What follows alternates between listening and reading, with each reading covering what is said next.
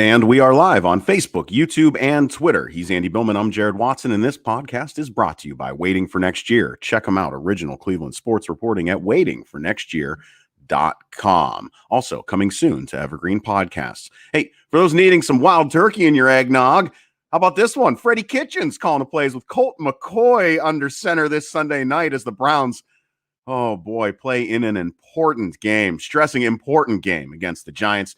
Keep pouring that wild turkey as the Buckeyes are playing Northwestern on Saturday. Does anyone care for the Big Ten championship? And Kevin Porter update as well.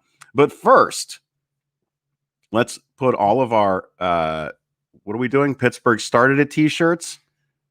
What are we doing with them? I got it on today. I got it on today for Freddie. Oh, you're wearing yours. I didn't. Yeah. Oh, for Freddie. Wow. That's how, see, I'm not even awake yet. Your Pittsburgh started it t-shirts. I should have put mine on this morning. Cleveland Browns. It feels like such a reunion week. Colt McCoy, where have you been? All sorts of fun things this week. Hope everybody's having a great week as I sip my coffee. This is the weirdest week for me, and I think Jared and I were just talking before we came on. This is a big game. This is a very, very important game because the Jets game's behind the Browns. If the Browns beat the Giants, it's over. They're going to the playoffs. I mean, it's just over. The analytics tell you that. And especially with the mindset of the Steelers can't get the number 1 seed, that adds on that Week 17 game is going to be a joke because the Steelers won't try. They're going to be resting players going to the playoffs. So everything tells you right now that if you win the Giants game, everything is kosher. Everything is good. And then you add, as Jared said wonderfully in that opening dialogue, then you add in Colt McCoy and then Freddie Kitchens reunion, which a Freddie Kitchens reunion would have been buried up until Garrett now is out with COVID. Hope Garrett's doing okay. It just makes for interesting storylines. This feels like a goofy game. It's great to have Denzel Ward back. We'll get into that as well. There's been some chatter about who won the OBJ trade. We'll get into that as well. There's been some stuff about Landry and Peters, which is legitimate. We're going to get into that. But so there's all this floating. This is the first week. There's all this floating stuff, all these floating side storylines. But this is the first game, Jared, even more so than the Ravens. This is a big, the Ravens game is big, but this is a big game if the Browns want to make the playoffs. Well, big game. We did it to ourselves, Andy. We did it to ourselves. If we would have won the game last week, we wouldn't be in this position. That's right. Now we're in this position. Now I'm a little nervous. And now old Browns fan is starting to creep back in. And here's why. Old Browns fan is creeping in because the pressure, the heat is on. Is that Don Henley? The heat is on? Mm-hmm. Not Henley, the other dude. Glenn Fry. I knew it wasn't Joe Walsh. Joe Walsh would never have that. God rest his soul. I love Joe Walsh. I met Joe Walsh. I want to give him a big hug. He takes care of veterans. He's a badass. Anyway. Great dude. All of this just brings up old Browns feelings because we didn't win when we needed to last week. We're heading to New York. It's an away game. It feels weird. It feels wonky. All of a sudden, Colt McCoy's starting a quarterback. Okay, that's great. All of a sudden, Freddie Kitchens is taking over as play caller. Oh, boy. What crazy shit is going to happen Sunday night? Oh, yeah, and it's prime time. What crazy shit is going to happen on Sunday night to just botch everything? Look, that is just old Browns mentality that is very difficult to separate myself from in this very moment. Now that I got that out of the way, right? We can get the feelings out of the way. We all feel weird. We all feel like this is something something don't feel right. There's a glitch in the matrix. There's something here that we've seen things like this before. Nope. Let's just calm it down and just remember. Kevin Stefanski is not same old Browns. Baker Mayfield this season under Kevin Stefanski and under Van Pelt is not same old Browns. Nick Chubb is never going to be same old Browns. Andrew Berry is not same old Browns. Andrew Berry is not same old Browns. Landry is absolutely not same old Browns. Myles Garrett is not same old Browns. Denzel Ward will be back, hopefully. He's not same old Browns. He's on the plane of being back. I mean, he's not same old Browns. Right. So this team is set up to win this game, to win the next game, and to probably win the Pittsburgh game. And they need to do these things. They will do these things. I just it's just it's a little rattling. Andy is all I'm saying. It's a little rattling. No, it's last week was huge, and added to the Ravens, it was huge. This game is the first game, though. It's like this is going to determine your fate a little bit. If you win this game, it's downhill running. And to add on all this stuff with Freddie and as Marissa McCool says, Marissa McCool, a big-time bird animal person, by the way. I love her animal and bird post. It's hard not to classify the Kitchens year as well as the McCoy years, to borrow a phrase from Patton Oswalt, a failure pile in a sadness bowl. Good quote. That's from Facebook. Marissa McCool. Let's go backwards first, and we'll get into the overall thing. It is so weird. So it feels like it's many moons ago that Freddie Kitchens was here. And my God, it feels like it's decades ago. It almost has been for McCoy to be in here. On top of it, too, I mean, it's been such a different year. It's really helped. The thing that's been sucking about all this losing is you start remembering all these things like it just happened. Like that when Browns were going through this turmoil of losing, it's like Ray Farmer felt like it happened like a couple of days ago. It felt like it felt like all these different things like happened. Oh, that miserable loss against the Patriots. Oh, that happened when? Like yesterday. And so when you start to win, it's real. To your point, and you make a really good point. The separation of this has really been good this year. It hasn't just been winning. There's a separation of mentality. It really, really has been. Now that's going to be put to the test. This game has a lot of weird sap to it. And by the way, I think it's good for this team if we think this is as good a team as we think they are. Yeah. Show me you're not distracted by these weird storylines. That's my point. Like, again, there's been a lot of weird distractions this week. I think the press conference have been a little more wonky than usual. But for that to be happening up until this week, that's pretty good for a season. Yeah. So I'm okay with it. But going back to it real quickly, we should dive into it a little bit. It is fascinating that Freddie Kitchens is going to be calling plays. And out of all things, Colt McCoy. Now, look. You can't make this shit up in 2020, Andy. You can't make it up. Nor is it surprising. By the way, you want Colt McCoy. You don't want Daniel Jones. Daniel Jones is hurt. He's got 2 legs, but if he isn't healthy, Daniel Jones is okay. Colt McCoy's an old, washed-up vet. We know Colt McCoy. We know what we're getting. He's just older. Nothing's changed. He's just a lot older. Just a lot older. He can't – I mean, come on. What's he going to do? He is a lot older. Oh, my God. He's a lot older. I'm a lot older. He's a lot older. I mean, come on. What's he going to do? Roll out of bed and like just have like a Joe Montana arm? We know who he is. Dink and dunk, dink and dunk, dink and dunk. And Freddie, it is made for great, out of ironic weeks, theater that this is all happening. Here's another observation I made about this week, too. And then let's get more into this game. It's been interesting, too, because like there's usually pretty good status update injury reports. This week, it's like Denzel Ward's back, but not officially. This is the first week, too. It's like Hooper, he's practicing, but not officially back. Teller, he's out, but he's not officially out. This has been the first week, too. It's like, man, we've been pretty transparent on injuries. It's hard to get a gauge on who's playing, who's not. Hodge, he's doing better. He's progressing. We're not saying he's in, though, but he's progressing. There's a lot of those injury updates that have been more murky. Greedy Williams type injury reports. Yeah, it's like Denzel Ward. He's going out talking like he's playing, but they won't officially stamp it. So it's made this week. This week can be fool's gold, is all I'm warning people. And it feels that way. I agree with Jared. It kind of feels that way. It's like, just stay focused. The Giants are their best defensive players out because he got close contact with someone. So their best cornerback's out. Like this is all this. This should be an easy victory. Oh, God. This really should be. The Giants are not. I just look at the Giants and I'm like, I watched them play last week. They have no Saquon Barkley. They have no Daniel Jones now, and they couldn't move the ball against the Cardinals. Their defense is kind of the Cardinals and Browns are the same defense. They're okay. So if you can't move against the Cardinals, why would you think you're going to move against the Browns with Denzel Ward back? And you got to think that Mac Wilson coming off the week that he's coming off of, he's not a happy camper. He's a guy that wears his emotions on his sleeves. And by sleeves, I mean all over social media. Yes. He's been getting upset by the comments that he's been getting by Browns fans. Blocked a few of those prominent voices within Browns fan land.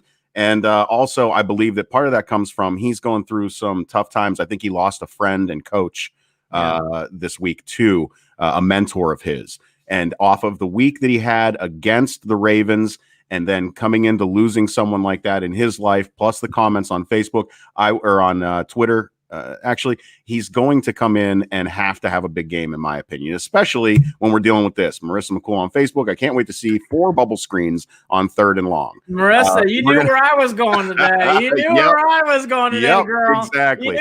Matt Wilson will be an important character on the field during this game, and I would love to see a big bounce back game out of him for that reason. Let's talk about the Freddie thing some more. Landry had some comments. Quote, I was not opposed to it, speaking about the firing of Freddie. This was yesterday on Thursday, the 17th, Patrick Billman's birthday. Quote, I can only do my job and trust that the staff and the organization are going to put someone in place, whether I continue to be Freddie or Kevin Stefanski, as now is obvious, to make sure that we can get on the right track and be a winning football team, end quote. You know, Mayfield, just a paraphrase, talked about the roller coaster experience. He didn't go as deep as Landry. Look, all bubble screens, all that to be said, going back real quickly, as we should go back.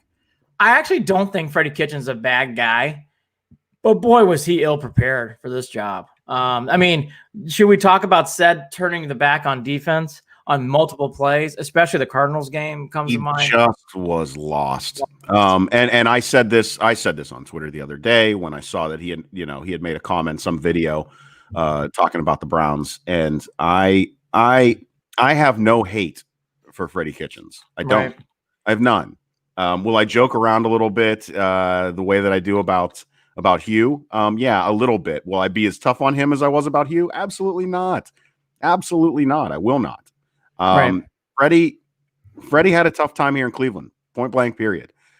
He had, he was given the keys of the Corvette and he drove it off the cliff. I mean, just drove it off the cliff. And I should have known that opening ones in the Titans game where he was out in the middle field catching passes and playing up to the crowd. I should have, Jared, I knew my gut when I was watching that. I was like, why the fuck is he give a crap about catching one-handed passes before the biggest game of your opening season of life? Was he trying? I mean, I don't know. But you know what? I wouldn't have had a problem with it if they would win, if they would have had their shit together on the field, and they just didn't, and that was it. But yeah, you're right. But that was very telling. That was very telling. T-shirt. That was a Wyatt Teller. that was a very telling. That was an awful joke. A very telling situation. T-shirt gate, the whole thing, just back and forth. We wear the shirts. We love the shirts. I know. Just don't wear them. Don't wear them if you're the coach. I mean, geez, it's just that easy. But yeah, it's not until after you win. It's after you win. Now back to on the field. To be fair, Freddie's going to have to follow the Garrett system. I know Garrett's out, but Garrett's going to be obviously having some input in this game. So it's not going to be all Freddie all the time. Freddie's just going to be there calling plays and stuff. I actually don't I'll be fair. I think it's minimal impact. Colt McCoy is much bigger. I think Kitchens, it's minimal impact, Jared. Minimal impact. It's Garrett's offense. Certainly he's not going to implement in different plays this week. Exactly. It's not like it's not like all of a sudden it's going to be the Freddie Kitchens offense out of nowhere. Yeah, and that's not a knock. That's just they're not going to change scheme. They're going to keep it simple. What is they got to do? Whatever's going to keep. They want to keep Colt McCoy safe and try to move the ball like that. What else? See, I'm going to repeat this. This game should be easy peasy. If you come out focused and you come out and play the way the Browns can play out like they did on Monday night, this game could be 20 plus. I'm telling you, 20 plus. Turn out the lights. Don't have to watch fourth quarter. Or we're on Instagram at 10:30. Or the Giants come out slinging. Because they have nothing to lose. Well, by the way, all in play. Oh, God bless. I don't want to deal with this. This is the game. This is the last game. I'm telling you, I think these other two, even the Steeler game, I'm getting a different vibe. I think the Steelers are going to check out and start resting players. These next two games are going to be easy peasy. This is the game. This is it. And this is the last Maylock smasher. This is it. The more that I think about this and the more that we talk about this, I'm starting to feel where this is all coming from. And I hate to say it, but it's coming from my mistrust from this Browns defense in doing what they need to do, especially on linebacker and secondary. Yeah. And not everyone on linebacker. No. Just it really is. Are these guys going to run into each other when things get wild? When Colt gets outside the pocket, like Stewart's going to look like a top out in the middle of the field. Oh, I know. Manny Blasdell this morning, but I will hit. Manny's great. Good morning, Manny. What's up, brother? I hope you're doing well. Believeland, I'm with you. Look, I was going to come back with this, but I think we're in good hands here. I won't do my full prediction now, but I think we're in really good hands here. I think this is a great test for this team. And again, separation here. We do have a good red sea. Now, I do want to relive something quickly. I think this plays a part of this game, especially if this player was healthy. He's not. The OBJ trade plays a lot of a factor in this game too. It's not just, by the way, Beckham. Remember, Olivier Vernon's coming back. He was a Giants stalwart as well. So, a lot have been talked about this week, who won the trade, who won, blah, blah, blah. If you listen to New Yorkers, it's New York. If you listen to a lot of Browns fans, sounds like it's even Steven. I, of course, feel like it's more even Steven. Yeah. I actually do if I think I'm being neutral. I think it's even Steven trade. I really do. Vernon's played very well these last 3 or 4 games since the bye week. So Vernon's really come around. And Beckham won the Dallas game, and he's won the Jets game. Beckham's made some impacts on the field. You can't question that. Zeitler and Peppers. I mean, I know people in New York keep singing the praises of Peppers, and maybe he's found his new. Sounds like now he's playing much closer to the line. Boy, who would? God, real quickly, does anybody fucking miss when Peppers was playing like in center field? What was that? Oh my God, what was that? Like you couldn't even find him. It was never explained. It's an unsolved mystery. Seriously, you're not deep enough. I can't even see the quarterback. No, keep going back. Keep going back. There you go. You're on the goal line. Perfect. You're in the locker room. No deep passes. I don't know. But anyways, I do think, all the storyline to be true. The Beckham thing, that's for a different day and he's out for the year. But I do think this trade is broken out even, meaning it's been a wash. I think there's been pluses and minuses. I know they like this kid, Dexter Lawrence, who was one of the draft picks for the Browns. The other guy's out for an injury, so you really can't put any weight on that right now. But here's the other thing I would say, though, in this game. Let's go back to Vernon. Vernon's been playing well. You got to think in this game, Jared's going to play with an extra pep in his step. You got to think in this game, coming back to New York, knowing how Vernon's been playing the second half of the year, I think he's going to play with a little pep in his step. Well, he's already been much improved over the course of the year. Mm-hmm. And again, I think Vernon will be fine. I think Vernon will get to Colt McCoy once or twice. Yeah. A little pep in his step, just like you're saying. I don't see why not. And again, isn't he playing for a contract? Yeah. So he's only got 3 weeks left. Yeah. Well, speaking on defense and the playoffs. In the playoffs. Manny again on Facebook. I personally feel like we shouldn't have gotten rid of him. He's a safety that can play linebacker and corner and can turn running punts. Referring to Peppers. Peppers is a unique enigma because I know what Manny is saying, and there was always potential. And to be fair, you remember the Bronco game. He's one of those players in Browns history that I'm not surprised he's finally figuring it out because someone's finally utilizing him properly. He was not utilized properly. All that to be said, when he did play, he did not. Outside the Bronco game, he never made any impact. He was a weird player. Well, and also keeping him, like, you can't get upset about not keeping him considering what we were trying to put in back and what we wanted. And on top of that, was he really going to fit into a scheme here? I don't think he was going to. It doesn't look like could he fit into this defense now? I don't even know how that works. I mean, yes, obviously, because we were hurting so much in the secondary, but at this point, I just never saw him as being the future. I think sometimes a change of culture actually helps a person. And we talked about that. I think trading him helped him. I don't know. I'm with Jared, actually. I don't know if there have been much of a difference with Peppers in Cleveland. I think sometimes you need to get traded to get fresh blood, fresh ideas, fresh stuff in the genes. I think this is one of those cases. But again, Peppers, I don't think Peppers was awful. I thought Peppers had some moments where he just couldn't. I mean, look, we just stated it. I mean, the guy'd be so far off the ball, you wouldn't even know where he was on the field. That's so right. It's hard. We'll see him on offense this Sunday night. He'll be inserted for some sort of special fun play. Yeah.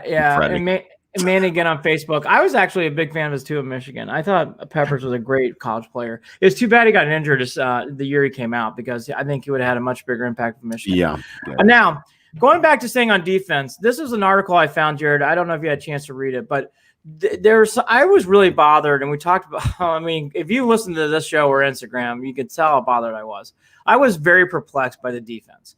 And so I dug into some more, and there's a great article in The Athletic who talked about the schemes that was run and man coverage. Most teams against, this is from Pro Football Focus, but going through the Athletic article. Pro Football Focus, entering the game of opponents against the Ravens, drop back passes, there's only about 25% of the time on man coverage. The Browns did it 70% of the time. What that does is it forces your D-line and linebackers it forces them to really focus on Jackson, or because they're playing man, it's easier for a Jackson player to run because now he's on one-on-one matchups. And with zone, obviously you're just guarding zones on the field. So it was perplexing in this analytics study. So I just want to bring it up for a reason. I'm not hanging that loss on Joe Woods, but I am saying that was bizarre. And the stats say that. If most teams know man coverage, you should about 25% of the time. And the Browns go man coverage 7% on Monday night, and Jackson goes off. I wonder. It's almost like they were more worried about him throwing over the middle than they were about him running. Yeah, and why? They haven't been able to throw the ball all year. Well, just the over the middle stuff. Yes, over the middle. I just think the reason why I bring this up is we need to note this, because this team is very analytical thinking. This team is very Pro Football Focus world, and they went against everything in this Monday night game. Everybody has a game. So Joe Woods had his game. Let's see what happens from here on out. But I want to make a note of it. That played a huge role in that loss on Monday night. It did. Which ironically, on the other side of the ball, people were complaining because the Ravens were going more zone than going man-to-man in certain situations, and that's what made Baker look so good. It's one of those situations where maybe the coaches outthought themselves, because in situations like that, the Browns should know it's Lamar Jackson plays zone, so at least you get a chance to contain Jackson's running. That's it. I mean, look, I hope next year, because I don't think the Browns will play the Ravens in the playoffs only because of seeding. But next year, you have got to start thinking, keeping Lamar in the box. Don't let him get loose. Don't let him get past that line of scrimmage. You can't. Anyways, it's one game. Certainly Colt McCoy is not Lamar Jackson, so it's not a factor this week. No, it's a dead horse that needs to be beat, and it's frustrating that we need to beat this dead horse because shouldn't even have fucking happened, Andy. No. The other big storyline that kind of came up, which I give our buddy Craig over at WFNY credit. He kind of tweeted it out. For people who have not seen it, there's a video out there of Landry and Peters. And Peters, as he's walking, walking up the field, I think it was a timeout. You can see Peters spitting in the direction of Landry. He doesn't hit Landry, but he's spitting in the direction of Landry. So Landry did comment on this after the game. And it kind of got more into some things which I want to get into. Quote, referencing Peters, he is a coward. I think he knew that. Maybe behind my back, he would do things like that. But to my face, he wouldn't. Now everyone knows what type of player he is, the type of person he is. End quote. Yeah. There were some more things said. Then after the game, I was digging this morning. Peters put out a video on Instagram calling Landry a she. She was upset because the other homegirl really ended up making it right now because my dog is hurt. We understand that and respect that. But that one homegirl that was out there just needs to shut the fuck up until she gets back. Oh, this is a lot different from what I had heard. Because the Ravens, I thought Peters came out and said if I was going to do something like that, I would do it to his face. This is the Ravens. I didn't see some of the other shit. Yeah, but what you're telling me goes along with some of the other things that I've heard about Peters, and that is that Peters has always played like shit. Peters has always been a piece of shit, and so that now that changes things. Now that changes things. What a punk. Hey, look, what a punk. For people who don't understand why I was really bothered by that loss, this is why. The Ravens do this shit every year. The Steelers and Ravens get away with more crap than any other teams I've seen in the league. They get it every year. For people who forget, too, last year, OBJ threw a punch at Peters, which, okay, whatever. And then Marlon Humphrey started choking out Beckham. And then the Ravens put out a press release. Oh, that never happened. And they did a breakdown after seeing visual evidence of Humphreys choking Beckham. My whole point is this rivalry is far darker than maybe what we talk about nationally. And I'm going to bring it up here. That's why that loss hurts. That's why, and by the way, the move alone is enough. But the Baltimore Ravens do this shit every year. The Steelers do too, where they go, oh, no. I didn't spit at Jarvis. Then you put out a video even before that video comes out of you seeing looks like he's spitting on him. You're fucking disrespectful, Peters. Last year you choked out Beckham, Marlon Humphrey. The Ravens do this shit every year. Every year. And by the way, in a COVID year, I think Peters should get fined for this. It's not safe. Oh, you ain't kidding. You're right. Spinning in direction. It's not safe. You're right. I just don't understand how, and this is a sports thing, not just the NFL, how certain teams get away with certain crap and other teams don't. And the Steelers and Ravens, I'm sorry, and yes, being a Brown fan's part of it, get away with more crap than any of these other teams. You are bringing something up right now, and this is a bigger thing that I want to mention too. You're kind of opening the door to the anniversary of Bottlegate and why Browns fans have issues with trusting the refs. You were talking about Craig from WFNY, and he had retweeted something that I put out there basically saying, this is why. Bottlegate is why it is very difficult for Browns fans to trust, right? To feel good, to be okay with, because we get shit on. We get shit on. And I know Aaron Goldhammer commented on it and said, I don't understand why you're still bitter about it. Well, listen, Aaron, we're still bitter about it because it should have never happened. And it's the only time it ever happened. And it will never happen again because the rules changed in that moment. The rules of the game changed in that moment against the Browns. And it only seems to happen against the Browns. That's why. Okay. I just want to bring up what Jared with shit that we don't ever, and not that we want to get away with it, but just play the game fair. I just have seen too many times in sports where like the Peters incident and last year Humphrey, it would have been reprimanded, fined, something. It just goes like a fart in the wind. For all the safety protocol, why isn't this not being talked about more? If Peters is spinning in the direction of anybody in a COVID year, how can that not be talked about more? Hey, Manny brings this up. Have you guys watched the documentary Cleveland 95? Andy, actually, were you involved with Cleveland 95 at all? That was that's NFL Network. I don't remember. I'm not trying to I remember watching it. You'll see why the Ravens are a nasty team. Tired of us not getting credit we deserve when it comes to certain instances. Well, yeah. I mean, it's just look. Again, the Ravens. I hate the Ravens. I told my dad growing up too. I hate the Ravens more than I hate the Steelers. That's true. It's true. I just want to bring it up again for people to understand the frustration. That's why that game losing it hurts. In this crap, that they do. So you know what you got to do? You got to win out. You got to go to the playoffs, and you got to win a playoff game or two. And you got to either watch the Ravens play from the outside in, or you got to go deeper in the playoffs than they do. It's true. You have to. I know it's true. You have to. Speaking about that game, for people who didn't know, this kind of got buried too. This is kind of funny, but this should be brought up. The ratings for the Monday Night Football game were incredible. They were actually a 9% increase over the following week's game with the Giants and Eagles. 12.4 million viewers. That's a huge number for Monday Night Football. They usually average into single digits now. So that's a huge number. So a big jump up. It just wasn't a national game entertainment-wise. Even if it wasn't, it was well watched. Of course, Cleveland led, and Baltimore's 1 and 2. Columbus, Pittsburgh, and Cincinnati, those are your top 5 cities and markets. I just bring it up because there's this false narrative that you got to do everything in the East Coast. It proves again. Browns, and by the way, Ravens are East Coast, but this proves a point again. Browns rate. They rate. They blew. I mean, again, most ratings this year have been like 8 or 9. 12.4 is a huge jump. Huge. I mean, you've got it listed here. It was the most watched program on television.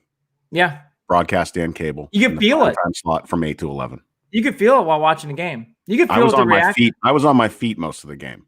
I was going from one living room to another living room in the house during the game the entire night. It was. Yeah, I mean, look, not to get into our world, but we do podcasting and stuff. The reaction we got after that game from our comments to me, this game was really, really bantered. Yeah. really, really, really, really talked about a lot. To remind you of that, Instagram at Official Cleveland Sports. That's where we do it after the games. And we jumped on live on Instagram at Official Cleveland Sports. And it was just, you could feel it. It was just comments after comments after comments. We could have gone to one engagement, and it was constant. You could just feel it. Like, the audience was huge. Again, like we just do a little show here, but you could feel the buzz and energy after that game. So, anyways, it was not just us. It's not just us. It's nationwide. I mean, it rated off. I mean, out the nose. Pro Football Focus. I don't know how many people care about this, but I found it interesting. Quarterback Baker Mayfield made the NFL history throwing an incomplete Hail Mary pass that was over 70 yards on Monday Night Football against the Baltimore Ravens. 70 yards, I guess, because technically threw it from the, the 40. Then it goes, you got 10 yards in the end zone. So that's 70 yards. People can take that stat for what it's worth. I found that to be interesting. That was a hell of a throw. And he throws hard. I don't understand how people say that he doesn't have an arm. Oh, watch that play. Did I hear? I don't remember. I don't remember who said it. I want to attribute it to Booger, but I can't remember. Talking about Baker's he's never going to have a rocket. He's got a rocket. Yeah, Baker's got. That's not true. Watch his first year. Remember that pass he made to Landry in the Panther game? I remember watching that. I was like, that kid did. He stood still and threw it 60 yards. Kid's got a cannon. Kid has got a cannon. All right, let's talk about the playoffs. So I wanted to make sure we got the most accurate stuff. So I went to 538. Here's the percentages. Browns are at 89%, Colts at 90%, Ravens at 91%, Dolphins at 30%. With the Raiders' loss, that was a big, good loss for us last night. They're now 2%, and the Pats are 2%. So it's 4 teams, 3 slots. The Browns at 89% says everything that we're playing into this morning. With the Browns schedule, with the Browns being up a game, and with the tiebreaker against the Colts, they're in prime position. They really are. The Dolphins play the Pats this week. Texans are going to Indy, and then the Jaguars are going to Baltimore. So the Ravens got their bye week. Dolphins Pats is always up in the air, no matter what year it is. Even when Brady was playing, that was always a weird one. Dicey, and the Pats do play hard, so I think they'll be up for that game. Dolphins also the following week have the Raiders and the Bills. So the Dolphins don't have any easy games. Now the Bills might be doing the same thing the Steelers are. They might be resting players in week 17. But this is a big week. I mean, I'm just telling you, I think this is the week. I think this is the week that determines playoffs. It just feels that way to me. I mean, the Dolphins-Pats game, Browns-Giants, these are games that really influence how these things are going to play out. It just feels that way to me. These are big games. The Dolphins beat the Pats. I think the Dolphins are fine. Like they go to Vegas, but the Raiders are reeling right now. So it just feels like Dolphins too. Big games for the Dolphins and the Browns. Huge. A young quarterback out with the Chargers tied the record for touchdown passes in a season for a rookie at 27 last night too against the Raiders. Mm-hmm. Just thought I'd throw that out there. He seems like he's going to develop into a good quarterback. But Justin, was it Herbert? Yeah, Justin Herbert's really, really good. Yeah. Marissa McCool, I'll just paraphrase, but I'll put it up on the screen. The Steelers and Ravens are treated like the 80s Pistons. Yes. Read the comment on Facebook.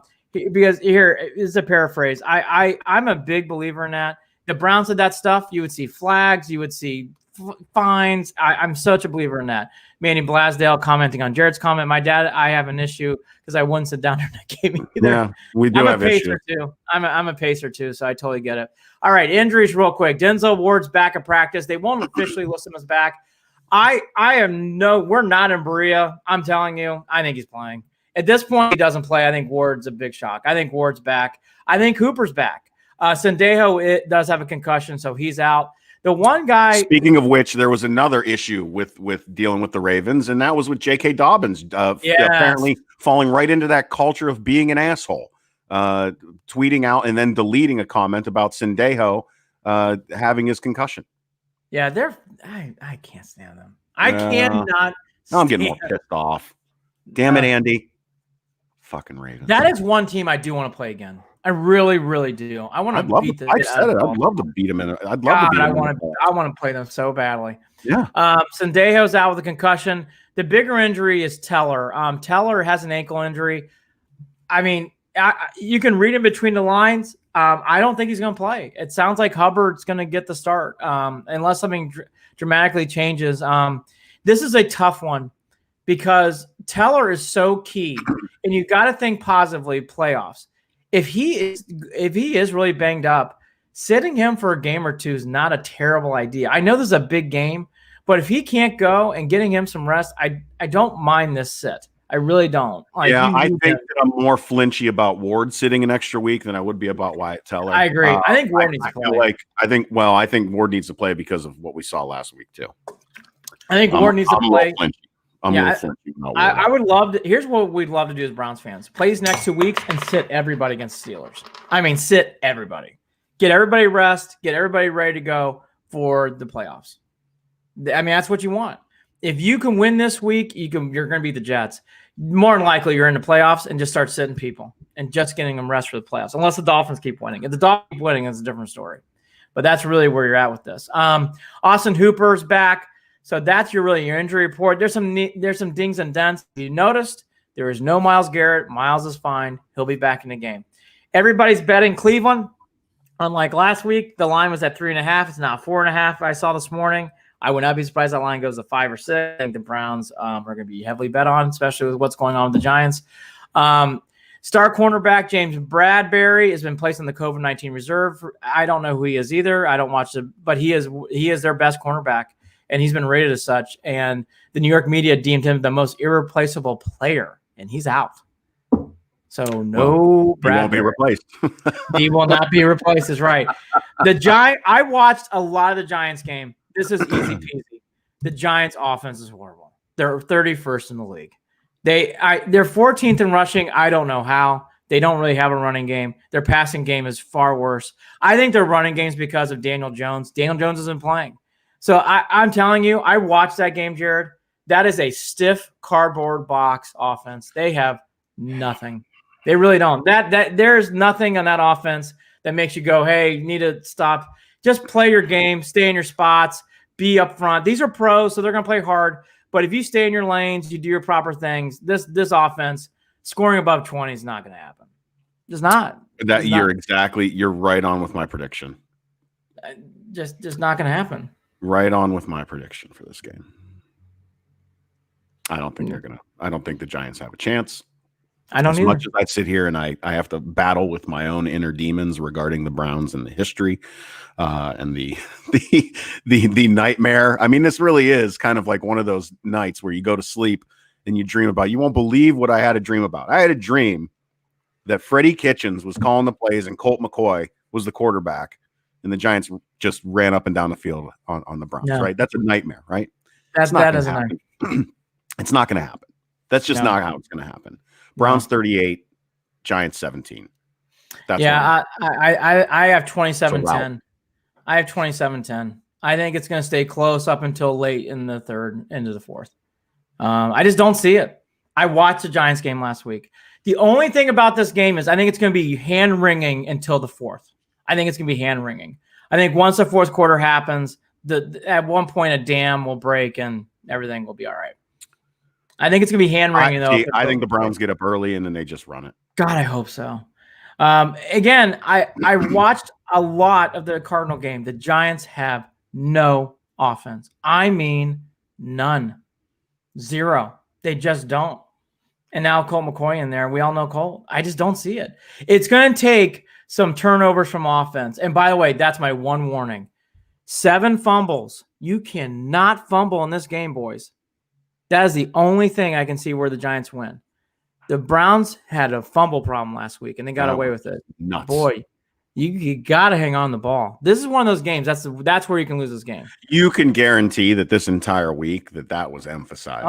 Coach Stefanski. Boy, you can guarantee. That was a disease. That was a disease last week. Got to do that. We talked about the bigger games this week. The Steelers are going to clinch, sadly, the division. They're not going to lose in Cincinnati. The big game this week is Chiefs and Saints. That's at 4:30. We're now back to Saturday football. Bills, Broncos, Panthers, Packers. I don't care about either of those games. Probably won't. I will not watch a second of Panthers, Packers. I have no interest. Bills, Broncos, I'll flip it on and keep it in the background. But very, very, it's getting to that point of year where December slates are weird. You either love the game or you hate it. Yeah, Washington football team in Seattle at 1:00. That's a good game. Seattle at Washington. That's a good game. That's one I'm interested in. That's a good game. That's a good game. Chiefs Saints. I'm interested. Breeze is back. I want to see what Breeze can do. Is he back? That's what they say, right? Oh, why? I don't know. He needs to sit out for the rest of the season. Yeah. I don't know why. I mean, I'm not a doctor, but I just feel like I'm a little worried for Drew Brees. The man had his entire chest broken and a collapsed lung. So I don't know how I feel about that. Yeah. We'll see. So that's your Browns-Giants preview. As Jared said at the top, we'll do a post-game after the show, right after the Sunday Night Football game, so come join us there. That's the slate. And again, this if you feel this way, it's true. It's a big game. This is a big game. We topped it off. Go re-listen to the podcast. Big game. You win this game. It's really set up analytics. It's set up for everything else to win and go to the playoffs. Drew Solt on Facebook. This is kind of the opposite for us, though. He says he'd rather watch college football than NFL on Saturday. I'm with Drew. I love college football. I'm with Drew. Drew. This is what they call in the business of transition. It is now time. It's championship week. Doesn't it feel like championship week? Jared's got his Buckeye Scarlet Gray mug. Come on. Any other year, I would agree, is what I'm saying. But this year, there's no buzz. There's no hype. There's nothing. There is nothing. Ohio State, Northwestern, Big Ten championship. Try finding a preview of that game. Who gives a shit? How many people forgot it was tomorrow? Yeah. By the way, what time do they play? Ding dong. 1 o'clock. Ding dong. Ding noon. Noon. Yeah, that's what I meant. Here's the storylines for Ohio State Northwestern. Quickly, sadly, I have to run to go do a work thing in 5-10 minutes. Apologize. Shorter podcast. Busy guy. Santa Claus shit to do. Buckeyes Wildcats. I told Jared before he came on, I tried finding a preview for this game. You can't find anything. Nothing. No one thinks the Wildcats are going to win. This is teed up as such an upset. Fitzgerald, if there's ever a day for Fitzgerald to fire up these kids, it's this game. It don't matter. They're not going to win. But no one. I think the Wildcats cover, though. I really do. I'm going to talk about this more. The Wildcats will cover 20.5. I think the Wildcats will cover, but the Buckeyes 20.5. I thought it was all the way up to 27. At least it was when they first started. 20.5 right now. 20.5. I think the Wildcats. I don't know that they do cover because the conversation in Columbus has to be we need to blow them the hell out and make sure that there's no questions for the college football playoff. It's so funny.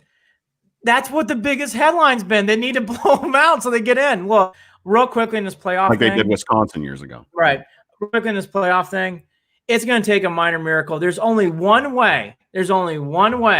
And Florida beats Bama, and that's not happening. I'm telling you right now, Florida's not beating Bama. And Ohio, and there's two teams that have to win this Saturday. Two. Ohio State has to win, and Clemson. By the way, Clemson loses Notre Dame. Clemson's not getting in. Big Clemson, no one talks about. Clemson needs to win that game. It's in play. So Buckeyes, Wildcats. Here's my big breakdown. Fitzgerald and that quarterback, their defense is scrappy enough. I know the Wildcats. They will do something funky and weird to keep them in the game. It's either that or it's 14-0 before you blink, and it's going to be 51-5, like 51-7 before the game's over. I think it's going to be the first one. I think they do goofy things. I think they'll be up for this game. The Buckeyes are too talented. They've had such a weird year. I just think Day's too good of a coach. I just think they'll have too much in this game. It's too obvious. No one has the Wild in this game. No one even within single digits, and I don't either. I think they win by like 10 or 14. But there you go. Now to my Irish. I love this game from an Irish standpoint. No one thinks the Irish are going to win. I love games like this, but I have got Clemson wounds. I got probably a Clemson paw on my back from that fucking stampeding we got in the playoffs. I love this game. I love the 10.5 for you gamblers. I would take the Irish. Remember, the Irish have had a bye week, and I think that plays big in this game. Mm-hmm. I can't believe I'm getting sucked into this shit against. Watch the Tigers blow them out. I think Notre Dame gives them a game. I think Notre Dame really gives them hell. Well, I think Dabo's an asshole. So he is an asshole. Let's go ahead and just say let's go Notre Dame this week, man. The key in this game last time was Williams, the running back from Notre Dame. He outplayed He outplayed I can't remember his name at the top of my head now, but he outplayed the star running back for Clemson. That was a huge part of this game. That's going to be a key. The Irish have a lot of experience, a lot of seniors. They're going to be up for this game. This is their big game. So this is not the Irish, a lot of these guys played against Clemson 2 years ago. This is not a team that's like, I don't remember that. They played against Clemson. I think, Jared, Notre Dame's going to be very up for this game, as is Clemson. Clemson wants to win this game. I think Clemson wins in a squeaker.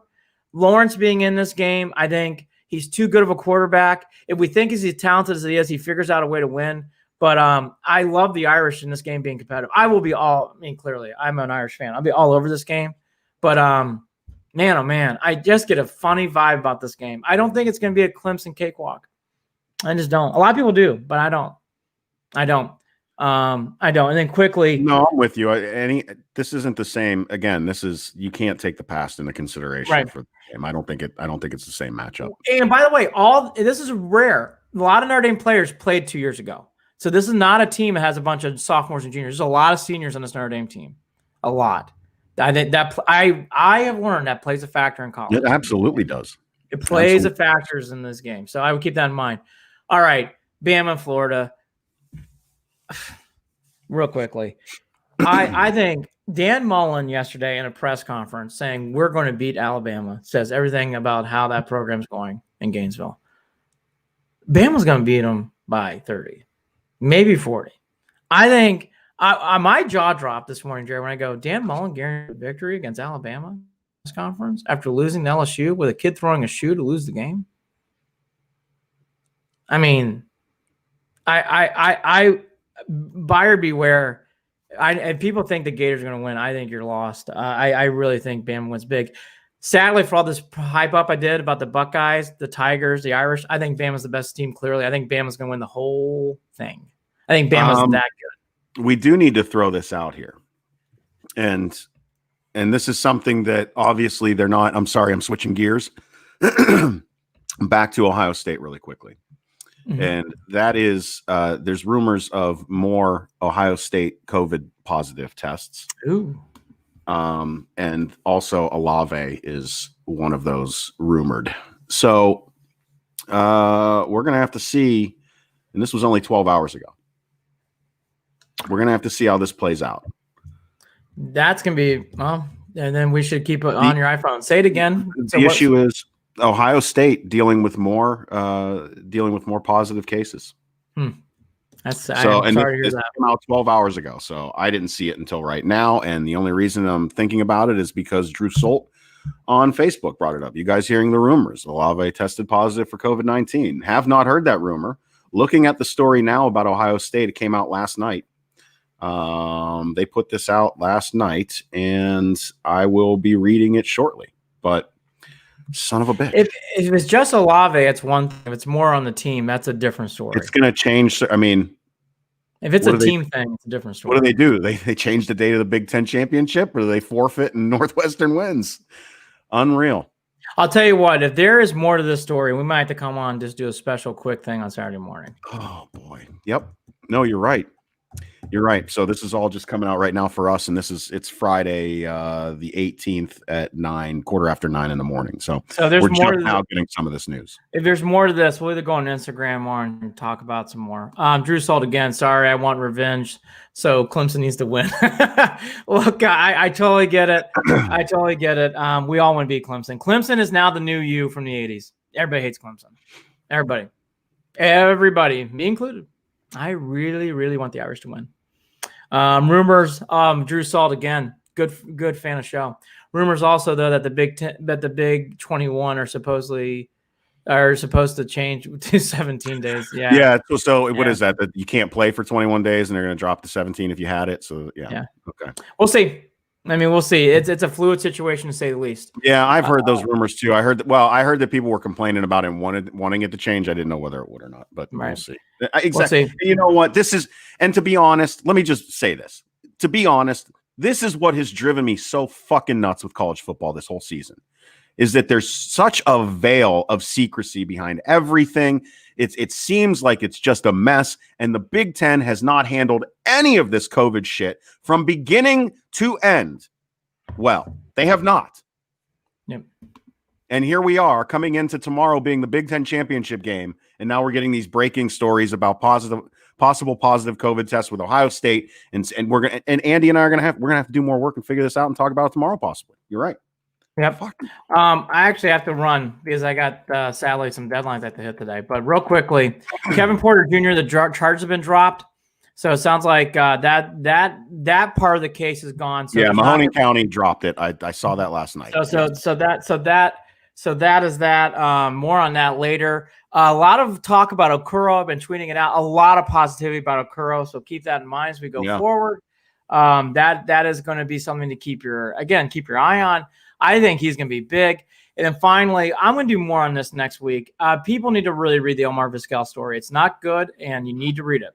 I'll leave it there. I'm going to leave it with a teaser. I read the headline, and I've avoided reading the story. I read the whole thing. I read the whole. I love Omar, but that is not good. And if this is true, and I think it is true, then he needs to be reprimanded badly. Oh, boy. It's going to change my perception of him, and not in a good way at all. You can follow us on Facebook, facebook.com/Cleveland and Beyond, and also on Twitter @CLE and Beyond, @CLE and Beyond. Shoot us an email, Andy and Jarid, JARID @gmail.com. Also, Marissa, I saw your email. I keep forgetting to message you back. I apologize, Andy. We got to look at that. Marissa McCool would send us some messages. Oh, okay. Andy and Jarid @gmail.com, JARID. And then on Instagram, you got to follow us before and after Browns games. We will be there live, broadcasting our thoughts pregame and after the game, and prepping you for the podcast coming up at Official Cleveland Sports. It's at Official Cleveland Sports. We are brought to you by Waiting for Next Year. Check them out. Original Cleveland sports reporting at waitingfornextyear.com, and coming soon to Evergreen Podcasts. Andy, final thoughts? Big game. This is it.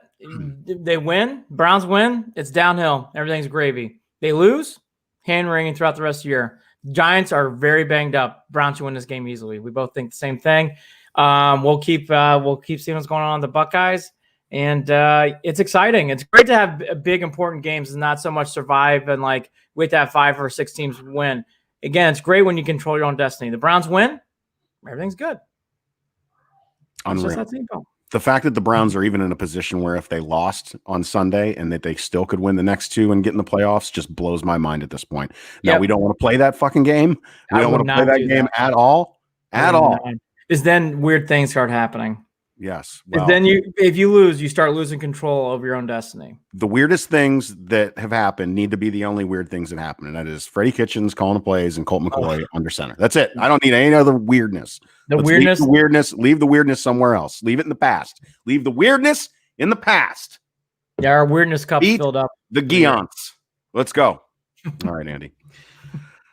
Enjoy your day of work. I will be doing home renovations once again. This home will never be ready.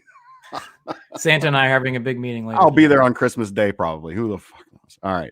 Everybody take care. We'll talk again soon. Go Browns. Go Browns, baby.